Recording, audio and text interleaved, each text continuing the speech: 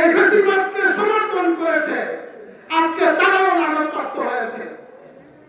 সুতরাং শুধু তাই শেষ নয়, 30,000 বিলিয়ন ডলার বিদেশে পাচার হয়েছে, 18,32,000 কোটি টাকা বৈদেশিক লোন এদেশের মানুষের গলায় ঋণের বোঝা ঝুলিয়ে দিয়ে গেছে। আপনাদের প্রতিজনের মাথা পিছু $2,000, 2,60,000 টাকা ঋণ আপনাদের মাথায় আছে।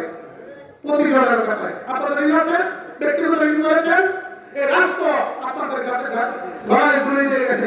সব টাকা পয়সা তারা বিভিন্ন দেশে পাচার করে হাজার হাজার বাড়ি বানিয়েছে।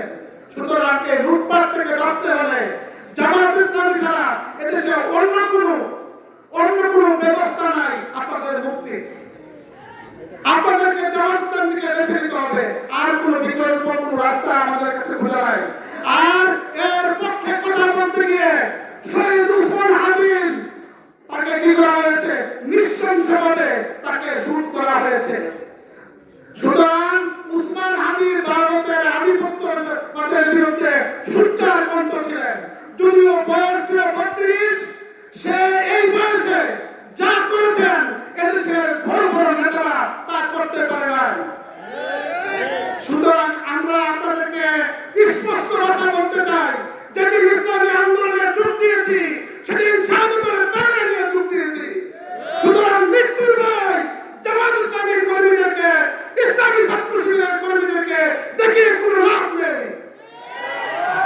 প্রত্যেকটি কেন্দ্রে যদি আপনারা জনগণের ভোট লুট করার চিন্তা করেন, এদেশে আপনাদের অস্তিত্ব থাকবে না। যেমন ফ্যাসিস্ট ভারতে অবস্থান করেছে, এদেশের মানুষের জায়গা হয় নাই, আপনাদের কোনো জায়গা ঠিক করা আছে কিনা আমরা জানি না। সুতরাং জনগণ যাকে বেছে নিবে সেই এদেশের নেতৃত্ব দিবে। কি কথা ঠিক আছে কিনা? আপনাদের ভোট আপনারা দিবেন, আপনারা যাকে ভালো মনে করবেন তাকে দিবেন। যদি জামায়াত ইসলামী আপনাদের সকল কিছু দায়িত্ব নেওয়ার মতো উপযুক্ত দল হয়, অবশ্যই জামায়াত ইসলামীকে বেছে নেবেন।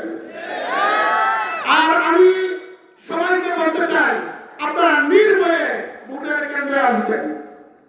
আপনাদের মালিকেরা কেউ কেন নেওয়ার সুযোগ নাই।